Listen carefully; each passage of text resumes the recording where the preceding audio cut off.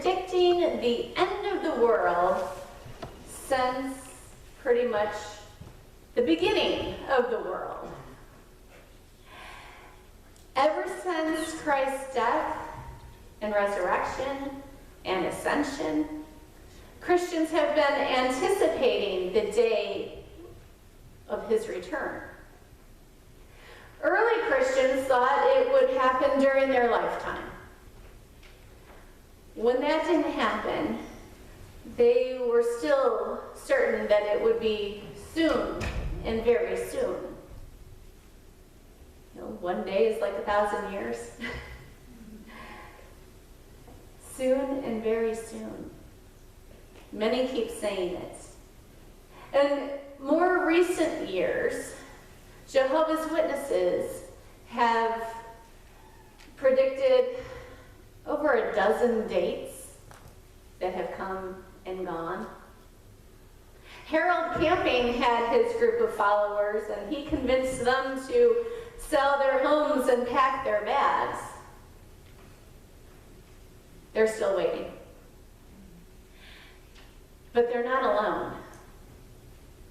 There are actually well over 100 dates or more that people have predicted over the centuries as being the Jesus is due by date.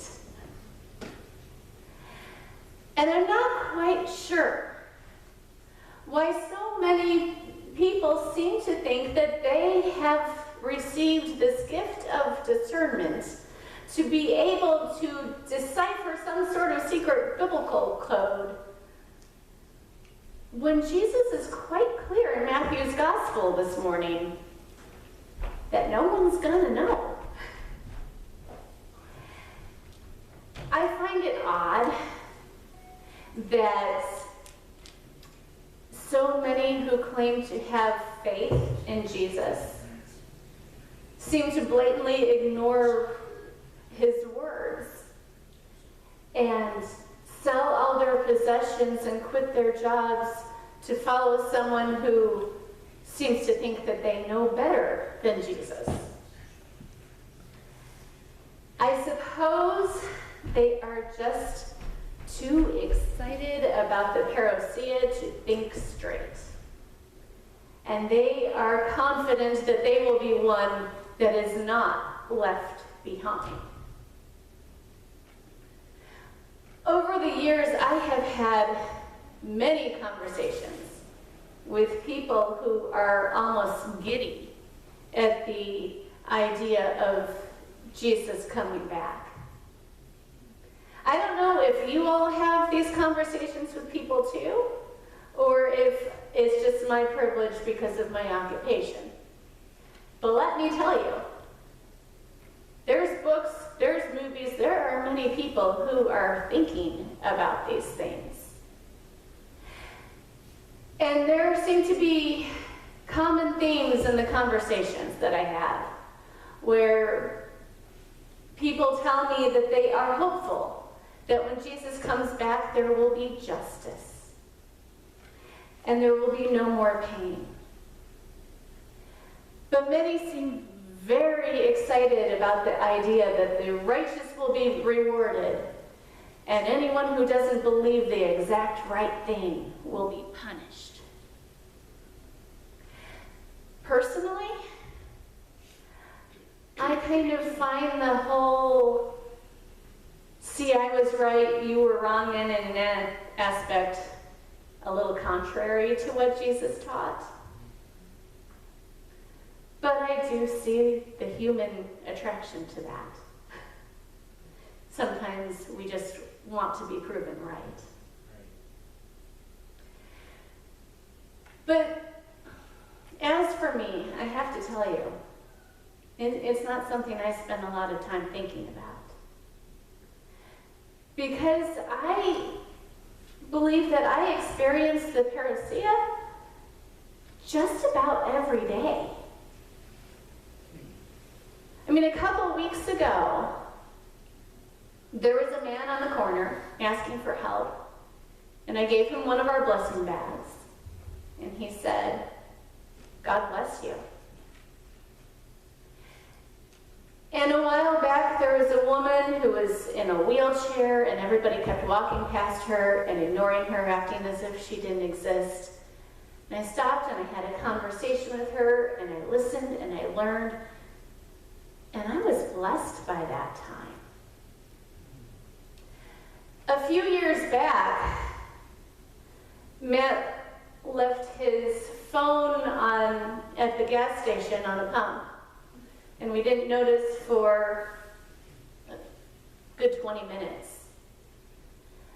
And we called the number, and we were able to meet up with 2 Afghani refugees, a mother and her grown son, who went out of their way and waited like half an hour to give us the phone back.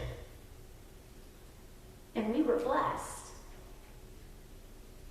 And last week, I held an 8-week-old baby who still had that newborn baby smell.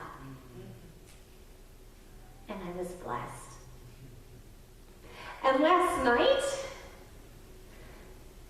Jesus was eating turkey and pie at our community meal.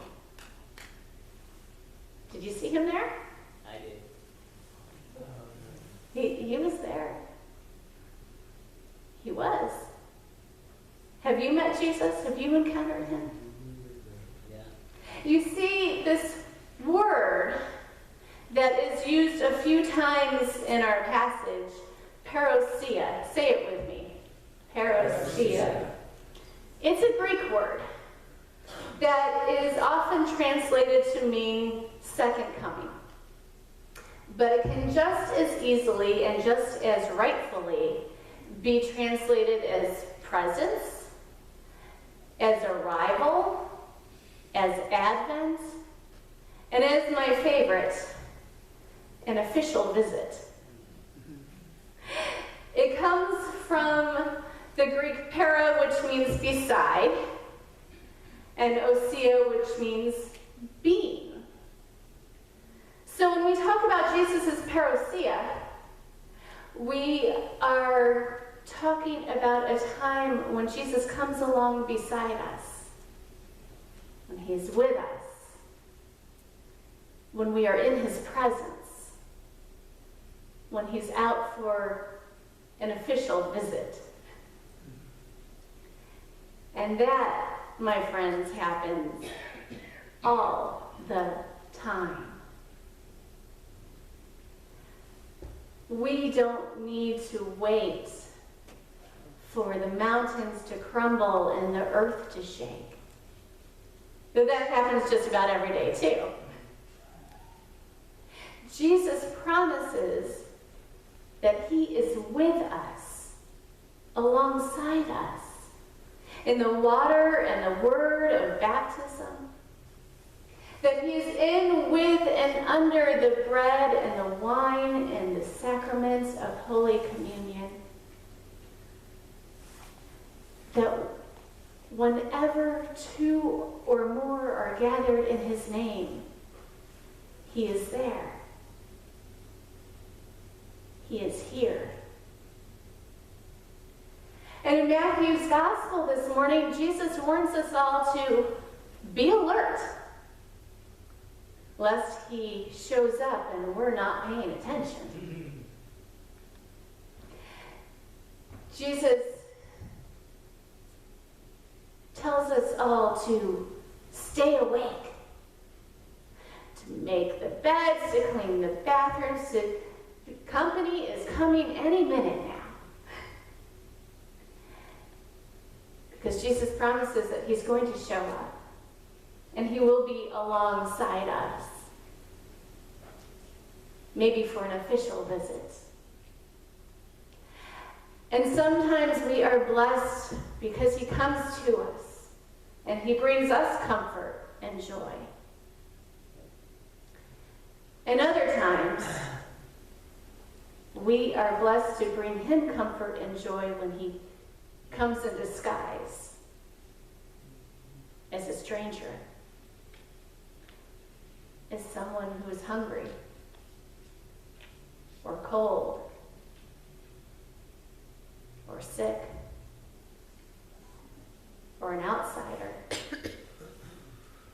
someone who's not welcomed by others.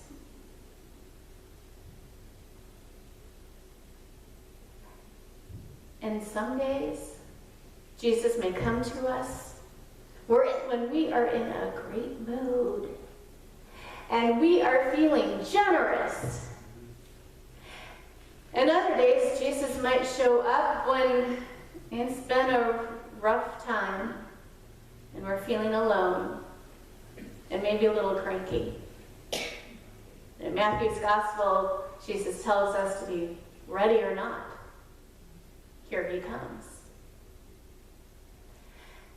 Like a mother nearing her due date, these 4 Sundays in Advent are a season in which we prepare for the Christ child. We keep our eyes open, searching for Jesus to reveal himself in our lives. The good news is that we know that when he comes, he brings with him hope and peace and joy and love. And he offers us grace that none of us deserve. And he teaches us about what really matters. And the good news is that if we were just wrapped up in ourselves, if we were distracted, if we were looking the other way, if we were late and didn't make it to the community meal last night, Jesus doesn't give up on any of us. He will come again and again and again on many official visits to come alongside of us until the day that we are together for all eternity. Amen.